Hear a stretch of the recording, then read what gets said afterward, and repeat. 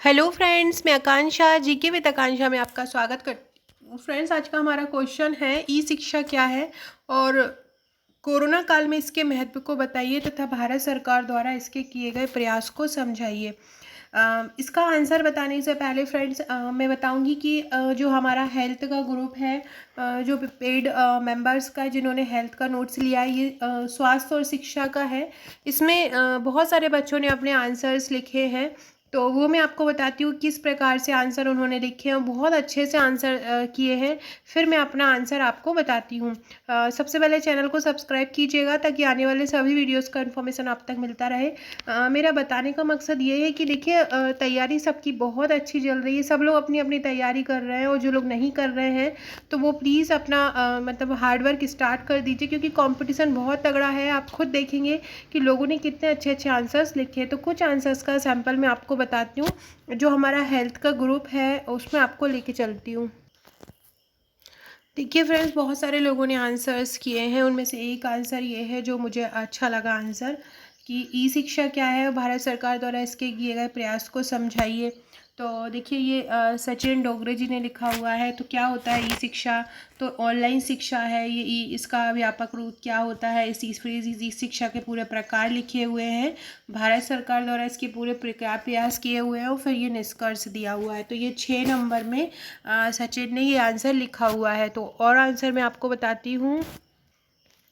ये डॉक्टर सुदीप चौहान के द्वारा लिखा हुआ है। ये उज्जैन में डॉक्टर के रूप में पदस्थ है और एमपीपीएससी की तैयारी कर रहे हैं। तो उन्होंने लिखा है ई शिक्षा क्या है, भारत सरकार द्वारा किए गए प्रयास, इसको बढ़ाने के क्या प्रयास। फिर ये स्वयं है, स्वयं प्रभा, राष्ट्रीय digital spoken tutorial, virtual lab, e Yantra, और फिर इन्होंने लास्ट में निष्कर्ष लिखा है। तो देखिए फ्रेंड्स, कितना अच्छा लिखा है। और टोटल जो जो प्रयास हैं वो किए गए हैं। और अब इसको हम थोड़ा सा इस प्रकार से, कोरोना काल में इसकी आवश्यकता क्यों है, उसको भी थोड़ा अपने हिसाब से मॉडिफाई कर सकते हैं। और देखती हूँ और भी लोगों ने आंसर दिए। सो फ्रेंड्स, अब मैं अपना आंसर बताती हूँ कि अब हम इसको कैसे लिख सकते हैं। क्योंकि हमको कोरोना काल इसके संदर्भित लिखना है, वर्तमान को जोड़ के करना है, तो हम कोरोना का जिक्र जरूर करेंगे। तो क्या लिखेंगे? कोविड-19 महामारी के वर्त ई प्रभाव। ई शिक्षा मतलब क्या होती है? इंटरनेट द्वारा शिक्षा, मोबाइल द्वारा शिक्षा, है ना। तो कोविड-19 महामारी के बढ़ते प्रभाव को लागू करने के लिए लॉकडाउन के कारण स्कूल, कॉलेज और विश्वविद्यालय की शिक्षा जो है प्रतिकूल रूप से प्रभावित हो रही है। तो कोविड-19 के कारण ये सभी चीज़ें क्या हो रहा है? प्रभावित हो रहा है, जिसके कारण शिक्षा जो है तेज़ी से ई शिक्षा की ओर बढ़ रही है। क्योंकि स्कूल लग नहीं रहे हैं, विश्वविद्यालय लग नहीं रहे हैं, तो डायरेक्ट जो है ऑनलाइन पढ़ाई बच्चों को कराई जा रही है। ई शिक्षा के विभिन्न रूप हैं, जिसमें वेब आधारित लर्निंग है, मोबाइल आधारित लर्निंग है, वर्चुअल क्लासरूम है, आदि हैं। तो सबसे पहले हमने ऊपर इंट्रो दे दिया कि कोविड में जो है, कोविड के चलते ई शिक्षा का महत्व क्यों। अब हम लिखेंगे ई शिक्षा की विशेषताएं क्या है। तो सबसे पहले छात्र अपनी सहूलियत के हिसाब से किसी भी समय कहीं भी शैक्षिक कार्य कर सकते हैं। वेब आधारित स्टडी मटेरियल को अनिश्चित काल तक एक्सेस कर सकते हैं। पढ़ाई करना कम लागत वाला हो गया है, क्योंकि कॉपी पेन नहीं खरीदना पड़ता है। पर्यावरण दृष्टि से भी ये लाभदायक है। क्यों? क्योंकि देखो, कागज़ के लिए पेड़ों को काटना पड़ता है, पेड़ों से कागज़ बनते हैं, तो वो पर्यावरण दृष्टि से भी लाभदायक है।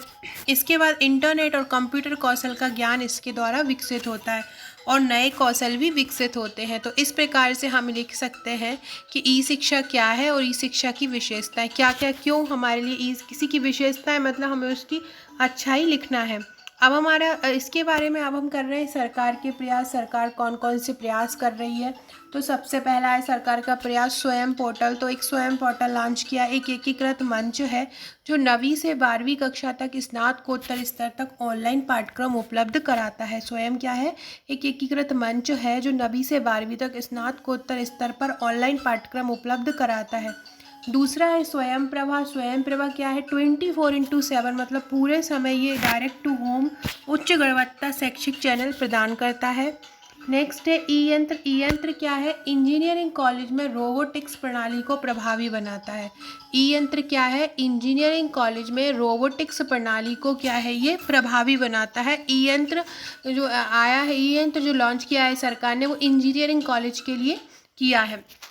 नेक्स्ट है वर्चुअल लैब। वर्चुअल लैब में क्या होगा कि ज्ञान की समझ का आकलन करने, सवालों के उत्तर देने, पूरी तरह से इंटरेक्टिव सिमुलेशन एनवायरनमेंट विकसित करता है।